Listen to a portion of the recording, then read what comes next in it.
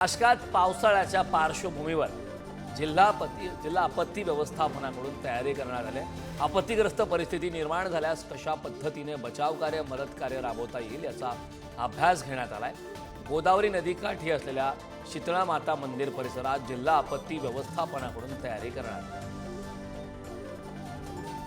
वैभववाडी तालुक्यात सलग तिसऱ्या दिवशी अवकाळी पावसानं झोडपलं। शहरात अनेक ठिकाणी गटारे तुंबल्याने रस्त्यावर पाणी आलंय। आठवडी बाजारा दिवशी पाऊस पडल्याने नागरिकांची चांगलीच धांदळ उडाली।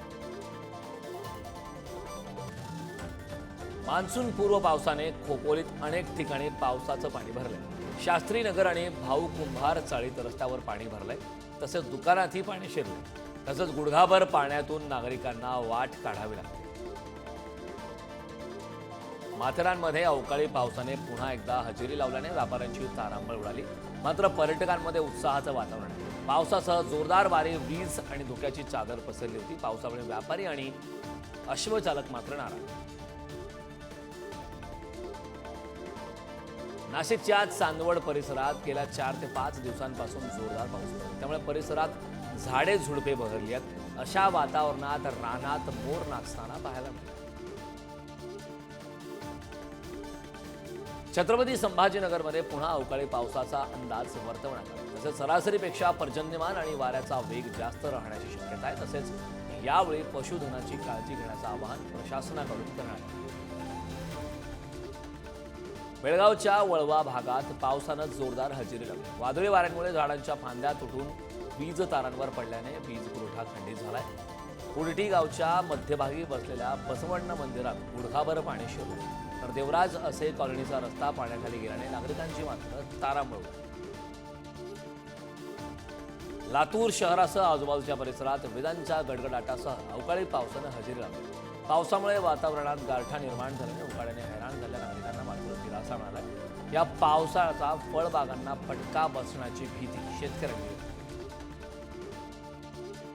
राज्यातील विविध भागात अवकाळी पावसाचा अंदाज वर्तवण्यात आलाय।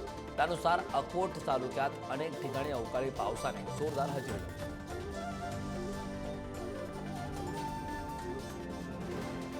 वाशिम जिल्ह्यात रिसोड तालुक्यात जोरदार अवकाळी पाऊस झाला। त्याचा उन्हाळी मूग, तीळ आणि भुईमूग पिकाला फटका बसण्याची शक्यता आहे। मागील 3 ते 4 दिवसांपासून या जिल्ह्यात पाऊस कोसळतोय। हवामान खात्याने पुढील 20 तारखेपर्यंत पावसाचा अंदाज वर्तवला। लातूरच्या उदगीरमध्ये जोरदार अवकाळी पावसाने हजेरी लावली। या वादळी वाऱ्यासह आलेल्या पावसाने प्रचंड नुकसान झालंय। वीज पडून 2 म्हशी आणि एका गायीचा मृत्यू झालाय, तर एका पोल्ट्री फॉर्मवरील पत्रे उडाल्याने जवळपास 600 कोंबड्या दगावल्या। नाशिकच्या कळवण तालुक्याला सलग 4थ्या दिवशी वादळी वाऱ्यासह आलेल्या पावसाने झोडपून काढले। अचानक आलेल्या पावसामुळे कांदा, मिरची, आंबा या पिकांचं चांगलंच नुकसान झालंय। शेतकऱ्याच्या हातातोंडाशी आलेला घास पावसाने हिसकावला। रायगडमध्ये दुपारनंतर अनेक ठिकाणी विजांच्या कडकडाटासह पावसाने हजेरी लावली। दुपारच्या उकाड्यात अचानक पावसानं हजेरी लावल्याने नागरिकांनी दिलासा व्यक्त केलाय। हवेत काहीसा गारवा सुद्धा यावेळी पसरला।